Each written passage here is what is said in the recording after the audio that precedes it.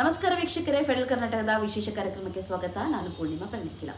ಈ ವರ್ಷ ನೇರಳೆ ಮರಗಳು ಹಿಂದೆಂದೂ ಕಾಣದಷ್ಟು ಕಡು ನೇರಳೆ ಬಣ್ಣದ ಹಣ್ಣುಗಳಿಂದ ಕಂಗೊಳಿಸುತ್ತಿವೆ. ಬಂಪರ್ ಫಸಲು ಬಂದಿದೆ. ಆದರೆ ಇದರ ಹಿಂದೆ ಒಂದು ಆತಂಕದ ಚರ್ಚೆ ಶುರುವಾಗಿದೆ.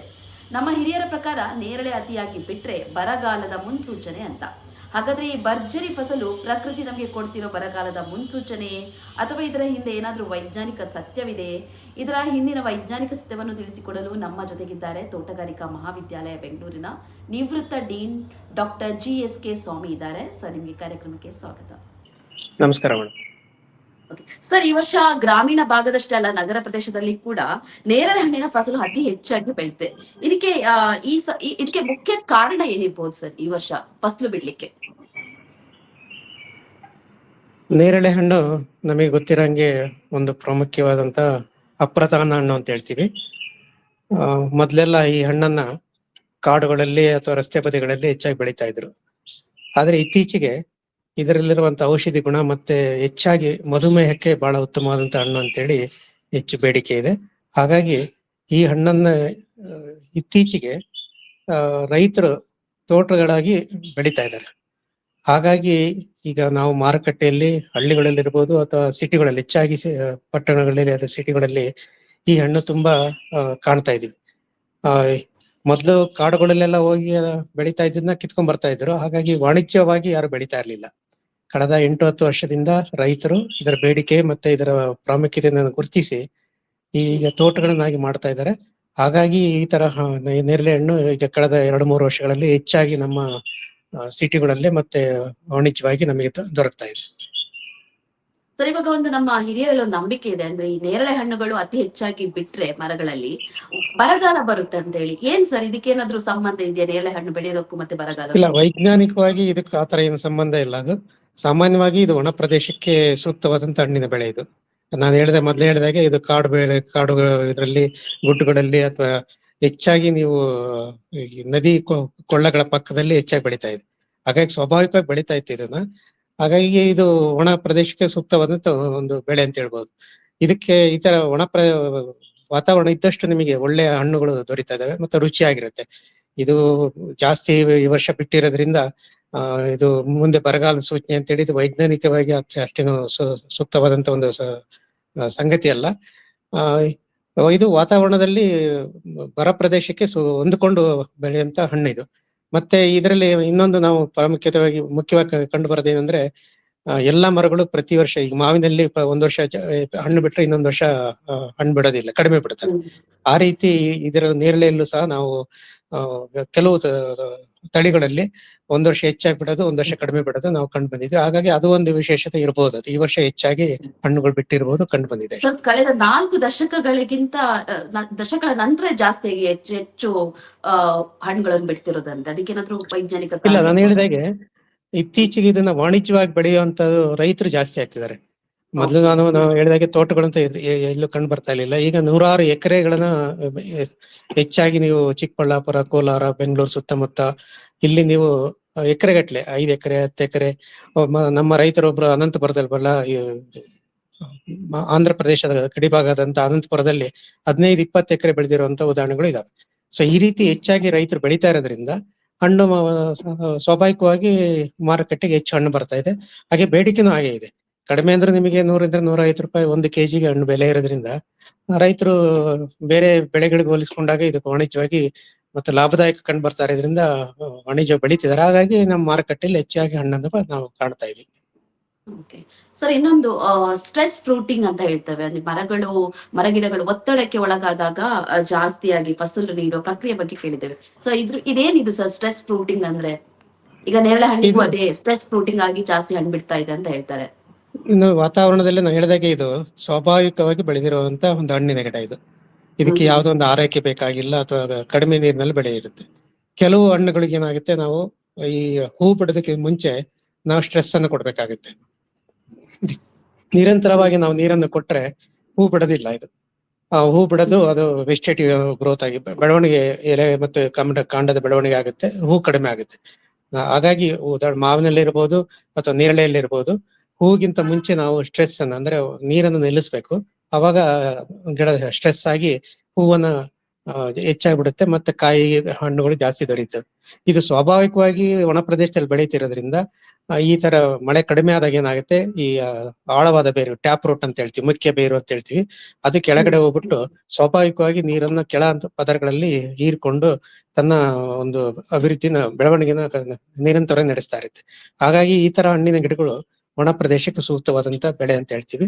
ಇದಕ್ಕೆ ನೀರಾವರಿ ಕೊಟ್ಟಷ್ಟು ನಮಗೆ, ಈಗ ಕಾಯಿ ಆದ್ಮೇಲೆ ನೀರನ್ನು ಕೊಟ್ಟರೆ ನಮಗೆ ಹೆಚ್ಚಿನ ಇಳುವರಿ ಕೊಡ್ಬೋದು, ಇನ್ನೂ ಒಂದು ಒಳ್ಳೆಯ ಉತ್ತಮವಾದ ಗುಣಮಟ್ಟದ ಹಣ್ಣುಗಳನ್ನು ಪಡಿಬಹುದು ನಾವು ಸ್ವಾಭಾವಿಕವಾಗಿ ಬೆಳೆಯೋದಕ್ಕಿಂತ ವಾಣಿಜ್ಯ ಬೆಳೆಯೋದಾದ್ರೆ. ಹಾಗಾದ್ರೆ ಈಗ ಈ ಬರಗಾಲದ ಸುದ್ದಿ, ನೇರಳೆ ಹಣ್ಣುಗಳು ಫಸಲು ಜಾಸ್ತಿ ಆಗಿದೆ, ಅವುಗಳು ಸಾಯೋ ಹೊತ್ತಲ್ಲಿ, ಮರಗಳು ಸಾಯೋ ಹೊತ್ತಲ್ಲಿ ಫಸಲುಗಳನ್ನು ಜಾಸ್ತಿ ಬಿಟ್ಟು ಮುಂದಿನ ಸಂತತಿಯನ್ನ ಇದ್ ಮಾಡ್ಕೊಂಡು ಅವುಗಳು ಸಾಯುತ್ತವೆ. ಸೊ ಇದೇನು ಬರಗಾಲದ ಸೂಚನೆ ಅಲ್ಲ. ಇಲ್ಲ, ಆ ತರದೇನು ಇದು ಸಂಬಂಧ ಇಲ್ಲ. ಇದು ಸ್ವಾಭಾವಿಕವಾಗಿ ಇದು ಒಣ ಪ್ರದೇಶ ಸೂಕ್ತವಾದಂತ ಹಣ್ಣು. ಕಡಿಮೆ ನೀರು ಅಥವಾ ಈ ತರ ಬರಗಾಲದಿದ್ರು ತಡ್ಕೊಳ್ಳುವಂತ ಶಕ್ತಿ ಇರುತ್ತೆ. ಅವಾಗ ಬೇರುಗಳು ಕೆಳಗಡೆ ಹೋಗಿ ನೀರನ್ನು ಹೀರಿಕೊಂಡು ಬದುಕುವಂತ ಒಂದು ಗುಣವನ್ನು ಈ ತರ ಹಣ್ಣಿನ ಬೆಳೆಗಳು ಹೊಂದ್ಕೊಂಡಿದ್ದಾವೆ. ಸೊ ಹೀಗೆ ಸರ್ ಕೆಲವೊಂದು ಇವಾಗ ಬಿದಿರಲ್ಲಿ ನಾವು ಕೇಳಿದ್ವಿ, ಬಿದಿರು ಅಕ್ಕಿ ಬಿಟ್ರೆ ಇದು ಬರಗಾಲ ಬರುತ್ತೆ ಅಂತ ಹೇಳಿ. ಬೇರೆ ಬೇರೆ ಮರಗಳು, ಹಣ್ಣುಗಳು ಜಾಸ್ತಿ ಬಿಟ್ರೆ ಈ ತರ ಬರಗಾಲ ಬರುತ್ತೆ, ಇನ್ನೇನು ಹವಾಮಾನ ವೈಪರೀತ್ಯ ಆಗುತ್ತೆ, ಆತರ ಏನಾದ್ರು ಇದೆಯಾ ಸರ್? ಇಲ್ಲ, ಆ ತರದೇನಿಲ್ಲ. ವಾತಾವರಣ ವೈಪರೀತ್ಯದಿಂದ ಕಡಿಮೆ ಮತ್ತೆ ಹೆಚ್ಚಾಗಬಾರ್ದು ಹೊರತು ಇದು ಹೆಚ್ಚಾಗಿ ಬಿಟ್ಟಿರೋದ್ರಿಂದ ಬರಗಾಲ ಬರುತ್ತೆ ಅಂತ ಆತರ ಏನು ಸೂಚನೆ ಇಲ್ಲ ಇದರಲ್ಲಿ. ಓಕೆ. ಇನ್ನೊಂದು ಹೇಳಿದ್ರೆ ಸರ್, ಇವಾಗ ರೈತರಲ್ಲಿ ಈ ವರ್ಷ ಭರ್ಜರಿ ಹಣ್ಣು ಬಿಟ್ಟಿದ್ದಕ್ಕೆ ಖುಷಿ ಇದೆ. ಆಮೇಲೆ ಇದು ಬರಗಾಲ ಬರುತ್ತೆ ಅನ್ನೋ ಒಂದು ಆತಂಕ ಕೂಡ ಇದೆ. ಅಂತ ರೈತರಿಗೆ ನೀವ್ ಏನ್ ಹೇಳಿಕ್ಕೆ ಇಷ್ಟಪಡ್ತೀರಾ ಸರ್? ಇಲ್ಲ, ಅದು ಕೋಇನ್ಸಿಡೆನ್ಸ್ ಅಂತ ಏನು ಹೇಳ್ಬೋದಲ್ಲ. ಈ ಸರಿ ಮಾನ್ಸೂನ್ ಸ್ವಲ್ಪ ತಡವಾಗಿ ಬರ್ತಾ ಇದೆ, ಕಡಿಮೆ ಬರ್ತಾ ಇದೆ ಅಂತ ಎಲ್ಲ ಕಡೆ ಸುದ್ದಿ ಇದೆ. ಹಾಗಾಗಿ ರೈತರು ಎದುರುವಂತ ಶಕ್ತಿ ಇಲ್ಲ. ಸಾಮಾನ್ಯ ನಾವು ಅದಕ್ಕೆ ಹೇಳ್ತೀವಿ, ಈ ತರ ಒಣ ಪ್ರದೇಶಕ್ಕೆ ಈ ತರ ಹಣ್ಣಿನ ಬೆಳೆಗಳನ್ನ ನಾವು ಹೆಚ್ಚಾಗಿ ಬೆಳ್ಕೊಂಡಾಗ ಇಂತ ಒಂದು ಸಂದರ್ಭದಲ್ಲೂ ಸಹ ರೈತರು ವಾಣಿಜ್ಯವಾಗಿ ಮತ್ತು ಆದಾಯಕವಾಗಿ ಬದುಕಬಹುದು ಅಂತೇಳಿ, ಹೆಚ್ಚಿನ ಒಂದು ಲಾಭ ಪಡಿಬಹುದು ಅಂತೇಳಿ ಈ ತರ ಬೆಳೆಗಳನ್ನ ನಾವು ಹೆಚ್ಚಾಗಿ ಬೆಳೆಬಹುದು. ಈ ತರ ತುಂಬಾ ಬೇರೆ ಹಣ್ಣಿನ ಗಿಡಗಳು, ಉದಾಹರಣೆಗೆ ಹುಣಸೆ ಇದೆ, ಮಾವು ಸಾಕಷ್ಟು ಬರಗಾಲ ತಡ್ಕೊಳ್ಳುವಂತ ಶಕ್ತಿ ಇದೆ, ಬೆಲ್ಲದ ಹಣ್ಣಿದೆ, ನೆಲ್ಲಿ ಇದೆ. ಈ ತರದೆಲ್ಲ ಹಣ್ಣಿನ ಬೆಳೆಗಳನ್ನ ಈ ತರ ಬರಗಾಲ ಬರುವಂತ, ಕಡಿಮೆ ಮಳೆ ಬೀಳುವಂತ ಪ್ರದೇಶದಲ್ಲಿ ಹೆಚ್ಚಾಗಿ ವಾಣಿಜ್ಯ ಬೆಳೆಯೋದನ್ನ ನಾವು ಕಂಡು ಬರ್ತಾ ಇದ್ದೀವಿ. ಒಂದು ವೇಳೆ ಹವಾಮಾನ ಏರುಪೇರಾಗಿ ನೀರಿನ ಅಭಾವ ಸೃಷ್ಟಿಯಾದ್ರೆ ರೈತರು ಹೇಗೆ ತೇವಾಂಶವನ್ನು ಕಾಪಾಡಿಕೊಳ್ಬಹುದು ಸರ್? ಅಂದ್ರೆ ಹೇಗೆ ಮುನ್ನೆಚ್ಚರಿಕೆ ಕ್ರಮಗಳನ್ನು ಕೈಗೊಳ್ಬಹುದು ಅಂತ? ಇದಕ್ಕೆ ಸೂಕ್ತವಾದ ಕೆಲವು ಬೇಸಾಯ ಕ್ರಮಗಳಿದಾವೆ. ಒಂದು, ನಾನು ಹೇಳಿದಾಗ ಸ್ವಾಭಾವಿಕವಾಗಿ ಇದನ್ನ ಕಾಡಲ್ಲಿ ಬೆಳೆದಾಗ ಯಾರು ಆರೈಕೆ ಮಾಡ್ತಾ ಇರ್ಲಿಲ್ಲ. ಅದು ಕಡಿಮೆ ಮಳೆ ಬರಲಿ, ಜಾಸ್ತಿ ಮಳೆ ಬರಲಿ, ನಮಗೆ ಹಣ್ಣುಗಳು ಸಿಗ್ತಾ ಇತ್ತು. ವಾಣಿಜ್ಯವಾಗಿ ಬೆಳೆದಾಗ ನಾವೇನಾಗುತ್ತೆ, ಈ ತರ ನೀರ್ ಕಡಿಮೆ ಇದ್ದಾಗ ಗಿಡಗಳನ್ನ ಉಳಿಸ್ಕೋಬೇಕು ಅಂತಂದ್ರೆ ಇರುವಂತ ತೇವಾಂಶನ ನಾವು ಉಳಿಸ್ಕೋಬೇಕಾಗತ್ತೆ, ಭೂಮಿಯಲ್ಲಿ ಉಳಿಸ್ಕೋಬೇಕಾಗತ್ತೆ. ಅದಕ್ಕೆ ಒದಕೆ ಮಾಡ್ಬೇಕು ಅಂತ ಹೇಳ್ತೀವಿ, ಮಲ್ಚಿಂಗ್ ಅಂತ ಹೇಳ್ತೀವಿ. ಬೇಸಿಗೆ ಈಗ ಈಗ ಹಣ್ಣು ಕಟಾವ್ ನಂತರ ಇರೋ ಸುತ್ತ ಪಾತಿ ಮಾಡಿಬಿಟ್ಟು ಮಳೆ ನೀರು ಮಳೆ ಬರುತ್ತೆ, ಅದನ್ನ ನೀರನ್ನ ನಾವು ಭೂಮಿಯಲ್ಲಿ ಇಂಗಿಸ್ಕೋಬೇಕಾಗತ್ತೆ. ಅದಕ್ಕೆ ಒಂದು ದೊಡ್ಡ ಪಾತಿ, ಸಾಮಾನ್ಯವಾಗಿ ಒಂದು ಗಿಡದಿಂದ ಅದೇನು ಡ್ರಿಪ್ ಝೋನ್ ಅಂತ ಹೇಳ್ತೀವಿ, ಎಲ್ಲಿವರೆಗೆ ಹರಡ್ಕೊಂಡಿರುತ್ತೆ ಅಷ್ಟು ದೊಡ್ಡದಾಗಿ ಪಾತಿ ಮಾಡಿಬಿಟ್ಟು ಅಲ್ಲಿ ನಾವು ಒದಕೆ ತೋಟದಲ್ಲಿರುವಂತ ಕಸ, ಅದು ಸಾಕಷ್ಟು ನೇರಳೆನು ಎಲೆಗಳು ಸಾಕಷ್ಟು ಕೆಳಗಡೆ ಬೀಳುತ್ತೆ. ಆ ಎಲೆಗಳನ್ನೇ ನಾವು ಪಾತಿಯಲ್ಲಿ ಹಾಕಿದಾಗ ಅದು ಕೊಳೆದ್ಬಿಟ್ಟು ಒಳ್ಳೆ ಗೊಬ್ಬರ ಆಗುತ್ತೆ. ಇದಕ್ಕೆ ಮತ್ತೆ ಬೇರೆ ಗೊಬ್ಬರ ಹಾಕೋ ಅವಶ್ಯಕತೆನೂ ಇಲ್ಲ. ಅದು ಅಷ್ಟೇ ಇದರಲ್ಲಿ ಫಲವತ್ತತೆಯನ್ನು ಕಾಪಾಡ್ಕೊಂಡು ಬೆಳೆಯುತ್ತೆ. ಆ ಒದಕೆ ಹಾಕೋದ್ರಿಂದ ಏನಾಗುತ್ತೆ, ಬಂದಿರುವಂತ ನೀರನ್ನ, ಮಳೆ ನೀರನ್ನ ಅದು ಸಂಗ್ರಹಣೆ ಮಾಡ್ಕೊಂಡ್ಬಿಟ್ಟು ಅದು ಬೆಳೆಯೋದಕ್ಕೆ ಅನುಕೂಲ ಆಗುತ್ತೆ. ಎಸ್ಪೆಷಲಿ ಇದನ್ನ ಬೇಸಿಗೆ ಕಾಲದಲ್ಲಿ ಈ ತರ ಒದಕೆ ಹಾಕೋದ್ರಿಂದ ಬಹಳ ಅನುಕೂಲ ಆಗುತ್ತೆ. ಎಲ್ಲೆಲ್ಲಿ ನಮಗೆ ತ್ಯಾಜ್ಯ ಇಲ್ಲ ಅಲ್ಲಿ ಪ್ಲಾಸ್ಟಿಕ್ ಮಲ್ಚಿನೂ ಹಾಕ್ತಾರೆ, ಮಲ್ಚಿಂಗ್ ಅಂತ ಹೇಳಿ. ಇದು ಒಂದು ಒಳ್ಳೆಯ ಒಂದು ವಾತಾವರಣ. ಮತ್ತೆ ಒಂದು ದೊಡ್ಡದಾಗಿ ಪಾತಿ ಮಾಡ್ಬಿಟ್ಟು ಮಳೆ ನೀರು ಗಿಡದ ಬುಡದಲ್ಲೇ ಹಿಂಗ್ಸಂಗೆ ಒಂದು ದೊಡ್ಡ ಪಾತಿಯನ್ನು ಮಾಡ್ಬೇಕಾಗತ್ತೆ ನಾವು. ಯಾರ್ಯಾರಿಗೆ ಅನುಕೂಲ ಇದೆ, ಕಡಿಮೆ ನೀರಿದೆ, ಅವರು ಸಾಮಾನ್ಯವಾಗಿ ಏನ್ ಮಾಡ್ತೀವಿ, ಕಾಯಿ ಕಚ್ಚಿದ ಮೇಲೆ ಹೂ ಬರೋದಕ್ಕೆ ನಾವು ಮಳೆ ನೀರನ್ನು ನಿಲ್ಲಿಸ್ಬೇಕು ಅಂತ ಹೇಳ್ತೀವಿ. ಯಾರ್ಯಾರಿಗೆ ನೀರಿನ ಅನುಕೂಲ ಐತೆ, ಅನುಕೂಲ ಇದ್ದವ್ರು ಕಾಯಿ ಕಚ್ಚಿದ ಮೇಲೆ ಇದಕ್ಕೆ ನೀರನ್ನು ಕೊಟ್ರೆ ಕಾಯಿ ಚೆನ್ನಾಗಿ ಬರುತ್ತೆ, ಗಾತ್ರ ಚೆನ್ನಾಗಿ ಬರುತ್ತೆ, ಮತ್ತೆ ನಿಮಗೆ ಒಳ್ಳೆ ಇಳುವರಿನೂ ಬರುತ್ತೆ. ಅದು ಹನಿ ನೀರಾವರಿ ಪದ್ಧತಿ ಅಳವಡಿಸ್ಕೊಂಡ್ರೆ ತುಂಬಾ ಒಳ್ಳೇದು ಇದು. ಈ ನೇರಳೆ ಹಣ್ಣುಗಳಲ್ಲಿ ಎಷ್ಟು ವಿಧ ಇದೆ ಸರ್? ಇವಾಗ ಯಾವ ತರದ್ದು ಇದೆ, ಯಾವುದೆಲ್ಲ ಆರೋಗ್ಯಕ್ಕೆ ತುಂಬಾ ಒಳ್ಳೆಯದು ಅಂತ? ಇದರಲ್ಲಿ ಮುಖ್ಯವಾಗಿ 2 ತರದ ನಾವು ನೋಡ್ತೀವಿ. ಒಂದು ಚಿಕ್ಕದಾಗಿರುವಂತದ್ದು, ಚಿಕ್ಕದಾಗಿರುತ್ತೆ, ಅದಕ್ಕೆ ನಾಯಿ ನೇರಳೆ ಅಂತ ಹೇಳ್ತೀವಿ. ಇದರಲ್ಲಿ ಬೀಜ ದೊಡ್ಡದಿರುತ್ತೆ, ತಿರುಳು ಬಹಳ ಕಡಿಮೆ ಇರುತ್ತೆ, ತಿನ್ನೋದಿಕ್ಕೆ ಅಷ್ಟು ರುಚಿ ಇದ್ರು ತಿನ್ನೋದಿಕ್ಕೆ ಸ್ವಲ್ಪ ಕಷ್ಟ ಆಗುತ್ತೆ, ಯಾಕಂದ್ರೆ ಬೀಜ ದೊಡ್ಡದಿರೋದ್ರಿಂದ. ಇನ್ನೊಂದು ಜಂಬು ನೇರಳೆ ಅಂತೇಳಿ ಇತ್ತೀಚೆಗೆಲ್ಲ ಮಾರ್ಕೆಟ್ ಅಲ್ಲಿ ನೋಡ್ತಾ ಇರೋದು, ದೊಡ್ಡ ಗಾತ್ರದ ಜಂಬು ನೇರಳೆ ಅಂತ ಹೇಳ್ತೀವಿ. ಅದು ತಿರುಳು ಜಾಸ್ತಿ ಇರುತ್ತೆ, ಬೀಜ ಕಡಿಮೆ ಇರುತ್ತೆ. ಇತ್ತೀಚೆಗೆ ಬೀಜ ಇಲ್ಲದೆ ಇರುವಂತ ಬೀಜ ರಹಿತ ಕೆಲವು ತಳಿಗಳನ್ನು ಅಥವಾ ಮರಗಳನ್ನ ಆಯ್ಕೆ ಮಾಡಿದ್ದಾರೆ. ಅದರಲ್ಲಿ ಚಿಕ್ಕ ಗಾತ್ರದ ಬೀಜ ಇರುತ್ತೆ. ಆದ್ರೆ ವಾಣಿಜ್ಯವಾಗಿ ಅದನ್ನ ನಾವು ಅಷ್ಟು ಬೆಳೆಯೋದಕ್ಕೆ ಆಗೋದಿಲ್ಲ. ವಾಣಿಜ್ಯವಾಗಿ ನಾವು ತಿರುಳು ಜಾಸ್ತಿ ಇರುವಂತ ಉದಾಹರಣೆಗೆ ನಾವು ಕೆಲವು ತಳಿಗಳನ್ನ ನಾವು ಅಭಿವೃದ್ಧಿ ಮಾಡಿದ್ವಿ. ಉದಾಹರಣೆಗೆ AJG 85 ಅಂತೇಳಿ ಒಂದು ತಳಿನ ನಾವು ಕಿತ್ತೂರು ರಾಣಿ ಚೆನ್ನಮ್ಮ ತೋಟಗಾರಿಕೆ ಮಹಾವಿದ್ಯಾಲಯ ಅಂತೇಳಿ ಗೋಕಾಕ್ ಹತ್ರ ಇದೆ. ಆ ಪ್ರದೇಶದಲ್ಲೇ ಒಂದು ಸರ್ವೆ ಮಾಡಿಬಿಟ್ಟು ಸುಮಾರು 15 ವರ್ಷದ ಹಿಂದೆ ಇದನ್ನ ನಾವು ಬಿಡುಗಡೆ ಮಾಡಿದ್ವಿ. ಈ ತಳಿನ ಅನೇಕ ರೈತರು, ನಾನು ಹೇಳಿದಾಗೆ ಆಂಧ್ರದಲ್ಲಿ 15 ಎಕರೆ ಈ ಒಂದು ಪ್ಲಾಂಟೇಶನ್ ಇದೆ. ಇವತ್ತಿಗೂ ಸಹ ಅವರು ಒಂದು 100 ಟನ್ ನೇರಳೆನ ಬೆಳೀತಾ ಇದ್ದಾರೆ. ಸೊ ಈ ರೀತಿ ವಾಣಿಜ್ಯವಾಗಿ ಈ ತಳಿನ ರೈತರು ಅಳವಡಿಸ್ಕೊಂಡಿದ್ದಾರೆ.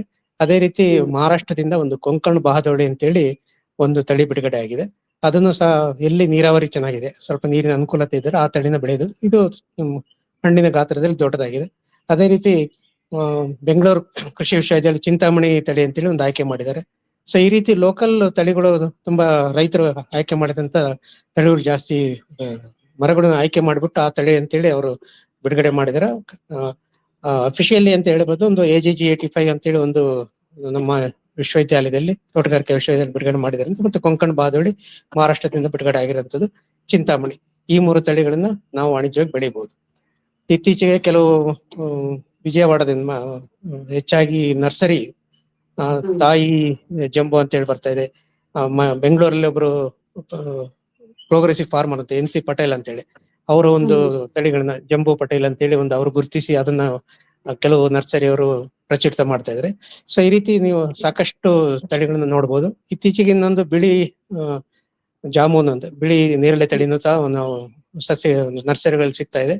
ಆದ್ರೆ ನೇರಳೆ ಹಣ್ಣನ್ನ ನಾವು ನೇರಳೆ ಬಣ್ಣಕ್ಕೋಸ್ಕರ ತಿಂದಾಗ ನೇರಳೆ ಬಣ್ಣ ಏನ್ ಬರುತ್ತೆ ಅದರಲ್ಲಿ ಮತ್ತೆ ಇರುವಂತ ಪೋಷಕಾಂಶ ದೃಷ್ಟಿಯಿಂದ ನಾವು ನೇರಳೆ ಬಣ್ಣದ ತಳಿಗಳನ್ನ ಹೆಚ್ಚಾಗಿ ನಾವು ವಾಣಿಜ್ಯವಾಗಿ ಬೆಳಿತಾ ಇದ್ದೇವೆ. ಓಕೆ, ಇನ್ನೊಂದ್ಸರಿ ಇವಾಗ ಮಾರುಕಟ್ಟೆಯಲ್ಲೇ ಬರುವ ನೇರಳೆ ಹಣ್ಣುಗಳನ್ನು ನೋಡಿದ್ರೆ ಏನಾದ್ರು ಔಷಧ ಸಿಂಪಡಿಸುವ ಸಾಧ್ಯತೆಗಳಿದಾವೆ? ಕಡುವು ಫ್ರೆಶ್ ಆಗಿ ಕಾಣ್ಲಿಕ್ಕೆ, ಕಲರ್ ಏನ್ ಕಾಣ್ಲಿಕ್ಕೆ, ಅಂದ್ರೆ ಏನಾದ್ರು ಅದ್ ನಾವ್ ಹೇಗ್ ಗುರ್ತಿಸಬಹುದಾ? ಕಲರ್ ಹಾಕಿದ್ದಾರೆ ಆತರ ಏನಾದ್ರು ಗುರ್ತಿಸ್ಲಿಕ್ಕೆ ಸಾಧ್ಯ ಆಗುತ್ತಾ? ಇಲ್ಲ, ಇದರಲ್ಲಿ ಕಲ್ಲರ್ ಅಂತ ಇದ್ರಲ್ಲಿ ಬೇರೆ ಹಣ್ಣುಗಳಿದ್ದಂಗೆ ಕಲ್ಲರ್ ಹಾಕಿ ಆ ತರದೇನಿಲ್ಲ. ಇದು ಸಹಜವಾಗಿ ಸ್ವಾಭಾವಿಕವಾಗಿ ಹಣ್ಣಾದ್ಮೇಲೆ ಕಲರ್ ಬರುತ್ತದು. ಕಲರ್ ನೇರಳೆ ಬಣ್ಣ ಬರೋದು ಮೇಲಿನ ಒಂದು ಸ್ಕಿನ್ ಏನು ತೊಗಟೆ ಇರುತ್ತೆ ಅದರಲ್ಲಿ ಮಾತ್ರ ಇರುತ್ತೆ. ಕೆಲವು ಮರಗಳಲ್ಲಿ, ಕೆಲವು ತಳಿಗಳಲ್ಲಿ ಇವನ್ ತಿರುಳಲ್ಲೂ ಸಹ ಕೆಂಪು ಬಣ್ಣ ಇರುತ್ತೆ. ಅದು ಹೆಚ್ಚು ಒಂದು ಇದರಲ್ಲಿ ಇರುತ್ತೆ. ಔಷಧಿ ದೃಷ್ಟಿಯಿಂದ ಇವು ಹೆಚ್ಚು ಆಂಟಿ ಆಕ್ಸಿಡೆಂಟ್ ಜಾಸ್ತಿ ಇರೋದ್ರಿಂದ. ಮತ್ತೆ ಇನ್ನೊಂದು ಮುಖ್ಯವಾಗಿ ನಾನು ಹೇಳಿದಾಗೆ ಇದು ಮಧುಮೇಹ ರೋಗವರಿಗೆ ತುಂಬಾ ಉತ್ತಮವಾದಂತ ಹಣ್ಣು ಅಂತ ಹೇಳಿದ್ವಿ. ಆದ್ರೆ ನಿಜವಾಗೂ ನಾವು ಆ ಒಂದು ಔಷಧಿ ಗುಣ ಇರೋದು ಬೀಜದಲ್ಲಿ. ಹಾಗಾಗಿ ಆ ಬೀಜನ ಪುಡಿ ಮಾಡಿಬಿಟ್ಟು ಬಹಳಷ್ಟು ರೈತರು ಅಥವಾ ಬೇರೆ ಅದನ್ನ ಪುಡಿ ಮಾಡಿಬಿಟ್ಟು ಹೊರಗಡೆ ಇದನ್ನ ಕಮರ್ಷಿಯಲ್ ಆಗಿ ಪ್ರಿಸ್ಕ್ರೈಬ್ ಮಾಡ್ತಾ ಇದ್ದಾರೆ. ಕೆಲವು ಆಯುರ್ವೇದಿಕ್ ಡಾಕ್ಟರ್ಸ್ ಮಾಡ್ತಾ ಇದ್ದಾರೆ. ಇತ್ತೀಚೆಗೆ ಅದರ ಸಂಶೋಧನೆ ಕೆಲವು ಮಾಡ್ತಾ ಇದ್ದಾರೆ. ಬೀಜದಿಂದ ಪುಡಿ ಮಾಡಿಬಿಟ್ಟು ಅದನ್ನ ಕೆಲವು ಟ್ಯಾಬ್ಲೆಟ್ಸ್ ಅಂತ ಹೇಳಿ ನಮ್ಮ ಮಹಾವಿದ್ಯಾಲಯದಲ್ಲಿ ಕೆಲವರು ಪ್ರಯೋಗ ಮಾಡ್ತಾ ಇದ್ದಾರೆ. ಅದನ್ನ ಕ್ಲಿನಿಕಲ್ ಟೆಸ್ಟ್ ಮಾಡಬೇಕಾಗಿದೆ. ಸೊ ಈ ರೀತಿ ಬೀಜದಿಂದನೂ ಮುಂದೆ ಬಹಳ ಒಂದು ಉಪಯೋಗ ಬರ್ಬೋದು. ಹಣ್ಣು ತಿನ್ನೋದಿಕ್ಕೆ ರುಚಿಯಾಗಿರೋದ್ರಿಂದ ಹಣ್ಣನ್ನು ಹೆಚ್ಚಾಗಿ ಈಗ ಹೆಚ್ಚಾಗಿ ಹಣ್ಣಿಗೋಸ್ಕರ ನಾವು ಬೆಳಿತಾ ಇದ್ವಿ. ಈಗ ನಾನು ಹೇಳಿದಾಗೆ ನಾಯಿ ಇದೆ ಅಂತೇಳಿ ಬೀಜ ದಪ್ಪ ಇರುತ್ತೆ, ಮುಂದೆ ಬೀಜಕ್ಕೆ ಬೇಡಿಕೆ ಬಂದಾಗ ಆ ತಳಿಗೂ ಬೇಡಿಕೆ ಬರಬಹುದು. ಬರಗಾಲಕ್ಕೂ ನೇರಳೆಹಣ್ಣಿಗೂ ಯಾವುದೇ ಸಂಬಂಧ ಇಲ್ಲ ಅಂತ ಸರ್ ನೀವು ತಿಳಿಸಿಕೊಟ್ಟಿದ್ದೀರಿ. ಸರ್, ನಿಮ್ಗೆ ನಮ್ಮ ಕಾರ್ಯಕ್ರಮಕ್ಕೆ ಜಾಯ್ನ್ ಆಗಿದ್ದಕ್ಕೆ ಧನ್ಯವಾದಗಳು ಸರ್. ಧನ್ಯವಾದಗಳು.